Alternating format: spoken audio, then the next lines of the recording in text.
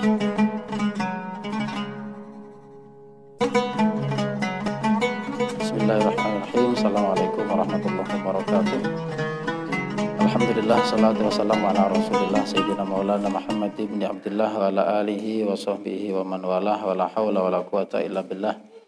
Rabbi syrah li sadri wa yassir li amri wa hlul 'uqdatam min lisani yafqahu qawli, amma ba'd.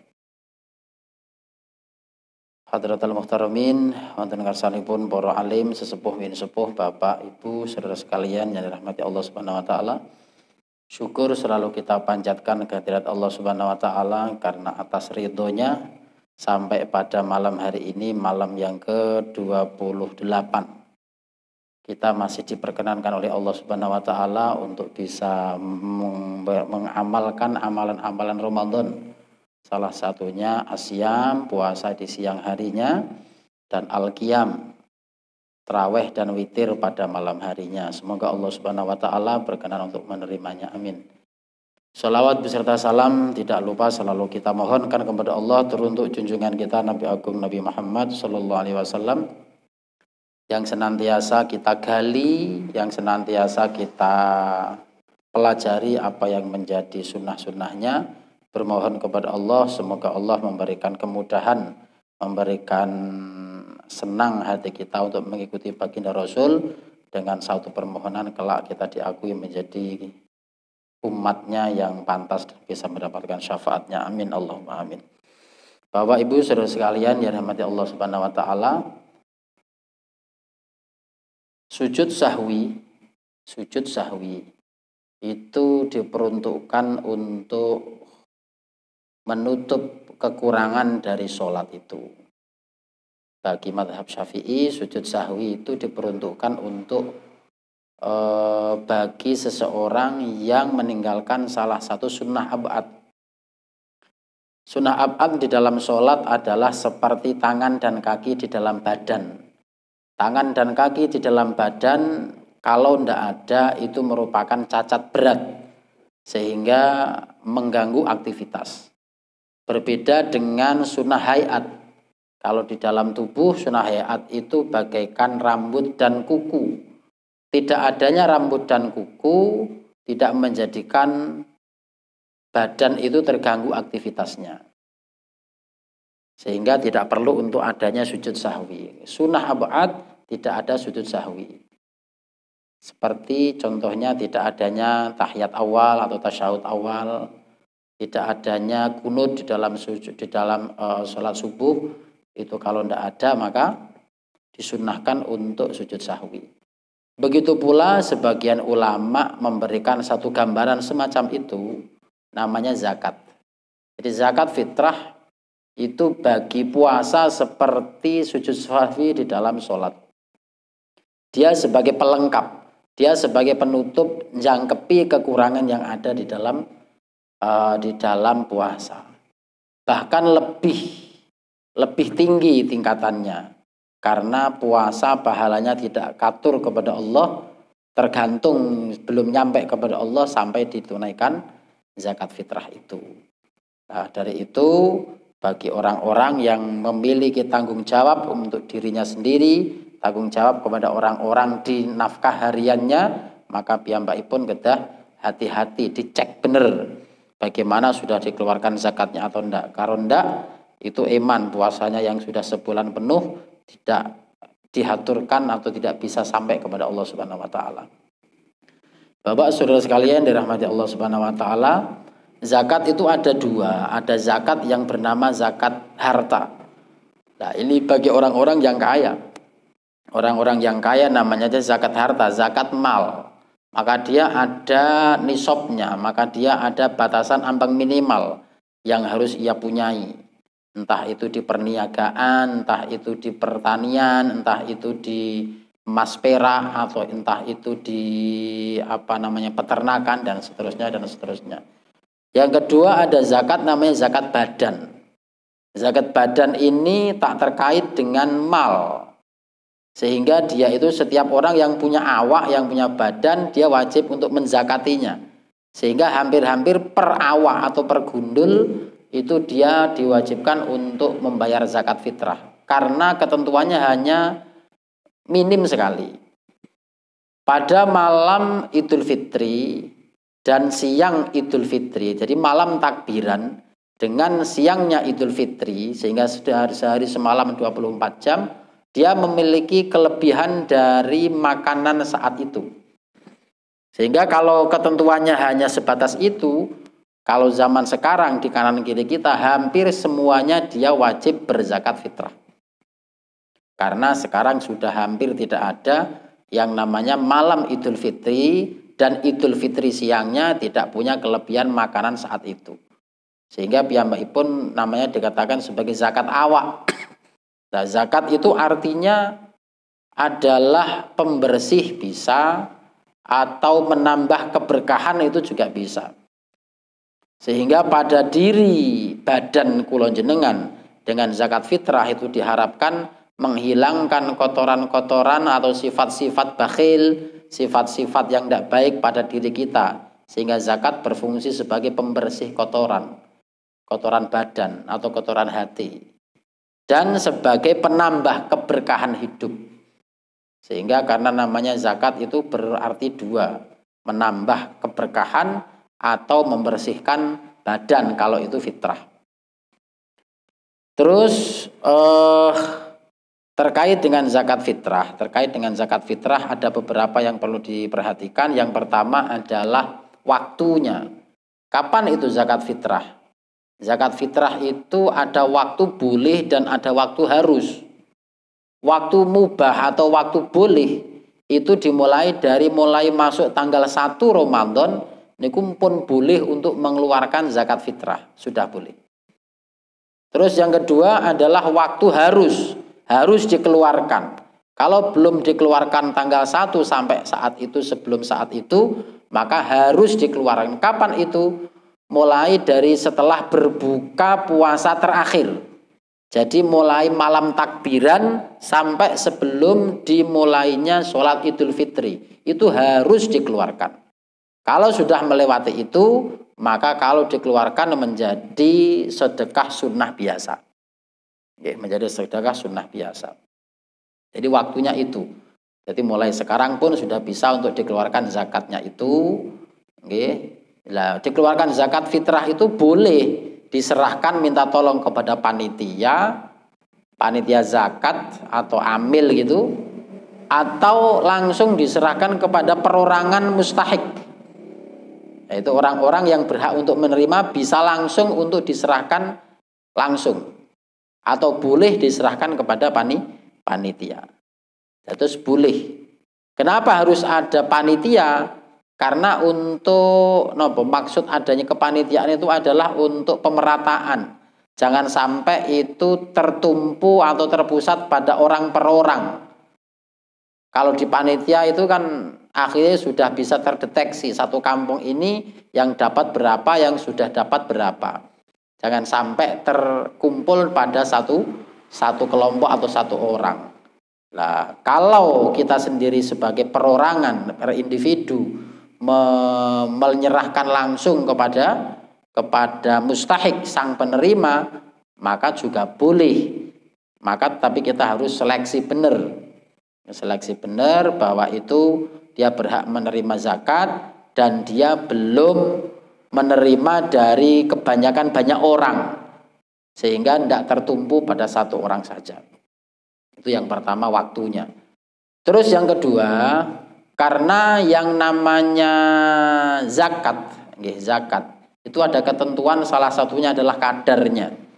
Yang pertama waktu sampun kapan dimulai mengeluarkan zakat fitrah, ingkang nomor kalih napa? Kadar.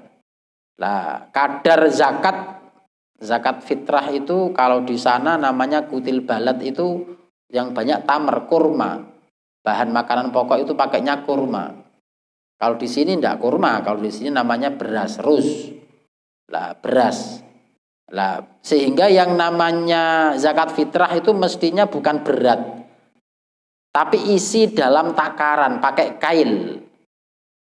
Karena dulu pakainya itu sok. Pakainya apa? Pakainya itu sok. Kalau pakainya itu sok, lah sok itu satu wadah yang khas, satu wadah yang khas. Kalau di dalam madhab Syafi'i ditentukan dengan takaran atau kail, takaran yang memuat satu sok. Menurut kitab Fathul Maqadir, satu sok itu satu wadah berbentuk kubus yang tiap sisinya kurang lebih 14,65 cm. Nah itu kalau dikasih kurma penuh, maka itulah takaran zakat fitrah di sana. Sehingga kalau di sini itu berbeda mestinya. Pakainya beras, sehingga aslinya itu bukan beras, bukan berat. Kalau sudah penuh selesai sudah. Sehingga beras satu dengan yang lain itu beratnya kan berbeda. Beratnya itu berbeda kalau dikilogramkan, diberatkan. Dikasih berat. Yang kadar airnya banyak itu mestinya lebih berat kan, mestinya lebih berat. Walaupun takarannya sama. Nah, jadi aslinya itu bukan berat, bukan pakai kilogram, tapi memenuhi takaran, pakai satu sok itu. Nah, di zamannya Rasul Shallallahu Alaihi Wasallam itu pakainya satu sok itu 4 mud. 4 mud, satu mud itu kurang lebih satu cabuan dari 2 telapak tangannya Rasul. Jadi kurma diginikan ini 1 mud. 1 mud. 4 kali. Kerawuk sampai yang keempat itu sudah penuh pasti. Dan itu kalau sudah penuh itulah takaran zakat fitrah. Nah, kalau di sini bagaimana? Nah, kalau di sini terus akhirnya di rata-rata ada ulama yang telah meneliti 1 mud itu dihitung kurang lebih hampir 7 on. 6 onnya sudah lebih banyak kalau dibuatkan menjadi 7 on. 7 on. Kalau 4 mud berarti 7 kali 4. 7 kali 4 berarti 28. 2,8 on. Nah, itu sudah longgar. Walaupun sejak dulu ada ketentuan bahwa zakat fitrah adalah 2,5 kilogram beras. 2,5 kilogram beras.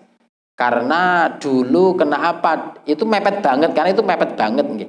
Ukuran 2,5 kilogram itu mepet. Lah kenapa dulu dipepetkan? Karena dulu larang pangan. Makanan itu masih langka dan itu mahal. Lah kalau sekarang sudah murah pangan. Murah pangan kalau menurut saya lebih baik ya ngambil amannya saja, sehingga 2,8 kilogram 2,8 ons. Kalau mau dibulatkan hitungan enak ya menjadi 3 kilo. Oke. Itu bukan berarti ukurannya berubah, bukan. Karena situasinya menjadi berubah. Karena fidyah itu juga 1 mud kan. Fidyah bagi orang yang tidak puasa, orang tua seumpama yang sudah tidak mampu untuk puasa, perharinya 1 mud. Nah 1 mud itu berapa? 1 mud itu 7 on. Lah 7 on. Kalau dia tidak berpuasa 30 hari berarti 7 on kali 30 hari, 7 kali 3, 21 kilogram. Jadinya begitu. Jadi sehingga kalau 7 nopo? Kalau 7 on ping sekawan berarti kan 2,8 kilogram. Jadi itu lebih aman. Kita anjurkan semacam itu. Lah kalau ada kelonggaran rezeki malah ditumpangi duit nih kan, tumpangi duit kayak amplop tenggene napa niku tenggene berase niku wau dipasrahkan panitia atau langsung diserahkan kepada yang berhak menerimanya, sambil juga ada uangnya untuk kebutuhan harian langsung saat itu. Itu terkait dengan ukuran ya, terkait dengan ukuran. Sekali lagi aslinya bukan berat, tapi adalah takaran. Nah, tapi di rata-rata kurang lebih semacam itu. Kita lanjutkan setelah waktu sudah, terus kadar juga sudah. Berhubung zakat itu merupakan ibadah. Kalau ibadah itu masuknya selalu innamal amalu binniyat. Harus ada niatnya. Kalau tidak diniatkan, ya akhirnya ya tidak menjadi sedekah wajib, tidak menjadi zakat. Ya, karena yang namanya niat itu menjadikan membedakan antara tradisi atau adat dengan ibadah pertama, terus yang kedua menjadikan mengetahui tentang tingkatan-tingkatan ibadah, entah itu wajib, entah itu sunnah, dengan niat itu kan. Lah sekarang diniatkan. Lah sing niatke sinten? Lah sing niatke niku ya kepala keluarga, kepala rumah tangga, ya seorang bapak lah. Kalau dia seorang suami dalam satu rumah tangga. Lah paling aman itu di perenco-perenco itu langsung dibagi-bagi. Jadi per kantong plastik seumpama 3 kilo seumpama. Dalam satu rumah itu ada 5 anggota keluarga plus sama dia, berarti 4 plus 1 sama dia. Maka menjadi 5 bagian itu. 5 bagian, terus dia yang niatke, bapak atau suami tadi. Kalau orang Jawa itu lebih mantepnya kalau sambil dipegang itu, dipegang. Dengan niat nawaitu an ukhrija zakatal fitri an nafsi fardhan lillahi ta'ala. Nah, ongel untuk bicara dengan niat bahasa Arab ya bahasa Jawa, niat ingsun ngetokke zakat fitrah kanggo awakku dhewe fardhu krana Allah taala singkirke. Terus yang kedua lagi, nawaitu an ukhrija zakatal fitri an zaujati fardhan lillahi ta'ala. Nah, ra iso ya niat ingsun ngetokke zakat fitrah kanggo bojoku fardhu krana Allah taala singkirke. Terus yang ketiga, anak sama. Nawaitu an ukhrija zakatal fitri an binti. Siapa? Fatimah atau siapa? Fardhan lillahi ta'ala. Niat ingsun ngetokke zakat fitrah kanggo anak wedokku Fatimah fardhu krana Allah taala. Yang kedua, terakhir seumpama niat ingsun nawaitu an ukhrija zakatal fitri an waladi. Siapa? Seumpama Muhammad fardhan lillahi ta'ala. Niat ingsun ngetokke zakat fitrah kanggo anakku lanang Muhammad fardhu krana Allah taala. Ngoten nggih. Lah sambil ketika itu ketika setelah selesai diniatkan, diserahkan. Lah ketika diserahkan itu sambil berdoa, Rabbana taqabbal minna innaka antas samiul alim. Nggih. Menawi rada kungelan ya dijawabke mawon, ya Allah, mugi-mugi zakat fitrah menika panjenengan tampi ya Allah. Mugi dipun tampi dening Allah Subhanahu wa taala. Terus disunahkan pula bagi orang yang menerima zakat, dia membalas ajarakallahu fi ma'ataita wa ja'alahu laka tahuran wa barakalaka fi ma abqait. Nah, rada ongel nggih dijawabke, mugi-mugi Allah paring ganjaran dateng paweweh panjenengan, dateng pemberian panjenengan, lan mugi Allah ndadoske pemberian panjenengan menjadi penyuci bagi panjenengan, dan semoga Allah memberkahi harta yang masih tersisa pada dirimu. Lah niku napa salah satu doa bagi orang yang menerima zakat. Sehingga indah memang Islam itu memberi juga berdoa, yang diberi juga berdoa. Jadi yang pertama, waktu sudah, kadar sudah, niat sudah. Terus ada lagi siapa yang wajib di zakat fitrah atau mengeluarkan zakat fitrah? Salah satu ketentuannya adalah dia itu harus ada di dalam Ramadan dan ada di dalam Syawal walaupun sebentar.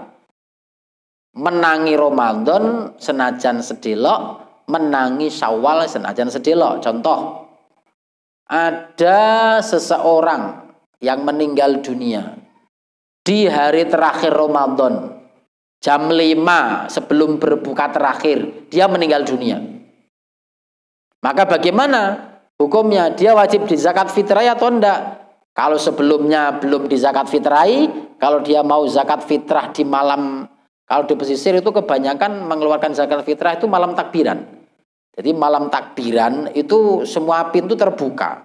Kalau di tempat kami di Rembang itu, di Sulang itu tempatnya semalam utuh rumah satu kampung kebuka semuanya.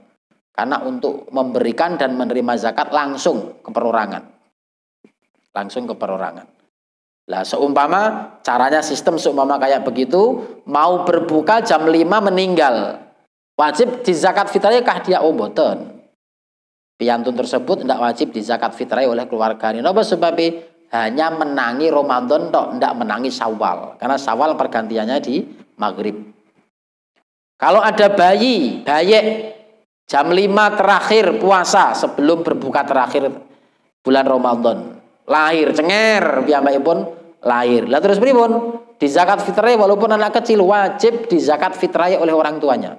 Napa sebabnya?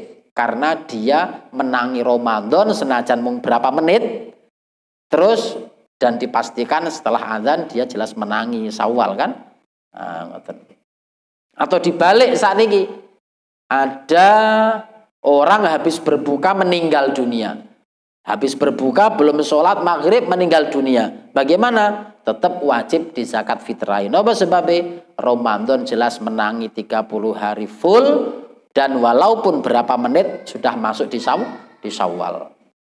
Nah, begitu pula anak yang baru lahir, di habis berbuka terus ada bayi yang lahir. Bagaimana? Tidak wajib di zakat fitrah dia. Napa sebabnya? Tidak menangi Ramadan dia, sudah masuk Syawal baru lahir, menangi Syawal itu. Itu salah satu ketentuan siapa yang wajib di zakat fitrah. Saudara sekalian yang dirahmati Allah Subhanahu wa taala, terus yang selanjutnya terkait dengan setelah masuk malam terakhir, buka terakhir, masuklah yang namanya takbiran. Nah, takbiran ini dikatakan sebagai takbirnya takbir mutlak. Mutlak dari kata tolak, kayak cerai, kayak dilepas, karena cerai itu dilepas. Sehingga takbir mutlak itu takbir yang dilepas dari ikatan waktu. Tidak ada hubungan dengan waktu. Artinya semalam full mulai maghrib pertama berbuka terakhir dia itu sampai kapan? Sampai sebelum dia masuk sholat Idul Fitri. Entah itu dia di rumah, entah itu dia di masjid, di pasar, di jalan, tidur, duduk, berdiri dan seterusnya, itu dia disunahkan untuk takbiran. Sehingga takbiran bukan hanya sekedar kumpul berada di masjid bareng-bareng itu tok onda. Itu baik, ning dia mutlak tidak ada ikatan waktu sama sekali. Mulai dari maghrib takbiran sampai sebelum dimulainya sholat Idul Fitri. Itu pertama. Terus yang kedua, setelah ada syariat takbiran, yang kedua adalah mandi. Sebelum berangkat Idul Fitri, dia disunahkan mandi. Mandi ini kayak mandi jinabat, mandi wajib besar, wajib besar, mandi besar itu. Ya, mandi keramas. Diniati, kalau diniati tidak jadi mandi ibadah lagi. Nawaitul ghusla li huduri Idul Fitri sunatan lillahi ta'ala. Niat ingsun adus kangge nekani Idul Fitri sunah lillahi ta'ala. Pure niku bareng dengan niat. Terus selesai. Setelah mau berangkat disunahkan dulu makan. Disunahkan makan. Tidak harus makan berat. Yang penting itu sebagai simbol ki wis rak poso. Entah dengan minum air saja 1 ceguk atau 2 suap nasi seumpama atau jajan apa yang tersedia dimakan sebagai pertanda ini sudah tidak puasa. Terus disunahkan lagi ketika mau berangkat memakai pakaian yang paling baik. Yang paling baik. Kalau Nabi Muhammad SAW itu senangnya pakaian baiknya laki-laki itu putih. Kalau perempuan, pakaian baiknya yang disenangi Nabi perempuan itu pakaiannya rada gelap. Rada gelap. Jadi ampun jreng wong wedok jreng ngoten niku. Lah itu kurang bagus. Terus setelah memilih pakaian yang paling bagus, yang paling baik, berangkat terus pakai tip, pakai minyak wangi-wangian. itu disunnahkan sekali. Ya, disunnahkan. Bagi yang laki-laki pakai minyak wangi, yang perempuan tidak disunnahkan. Kalau mau pakai wangi ya jangan wangi banget ngoten mawon. Ben gak badek ngoten mawon kan. Terus selanjutnya disunnahkan lagi jalan pertama berangkat dengan jalannya pulang kalau bisa berbeda. Supaya ada banyak tanah yang dipidak sama dia. Yang diinjak sama dia karena besok akan menjadi saksi. Jadi memperbanyak tanah yang diinjak sehingga memperbanyak saksi kebaikan di hadapan Allah Subhanahu wa taala. Terus disunahkan pula ketika sudah selesai ya, saling bertemu biasanya di sana terus saling mendoakan dengan doa taqabbalallahu minna wa minkum taqabbal ya karim. Itu disunahkan. Ya, disunahkan begitu. Kalau di tradisi Indonesia ditambah minal aidin wal faizin. Nah, itu tradisi yang ada di sini.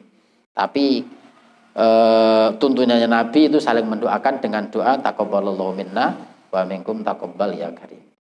Itu mungkin salah satu kita dimudahkan semuanya sampai akhir Ramadan selesai dan bermohon pula kepada Allah Subhanahu wa taala kita dipertemukan Ramadan tahun depan. Amin Allahumma amin. Demikian yang bisa kami sampaikan, mohon dia maafkan. Wallahul muwaffiq ila aqwamit thoriq. Assalamualaikum warahmatullahi wabarakatuh.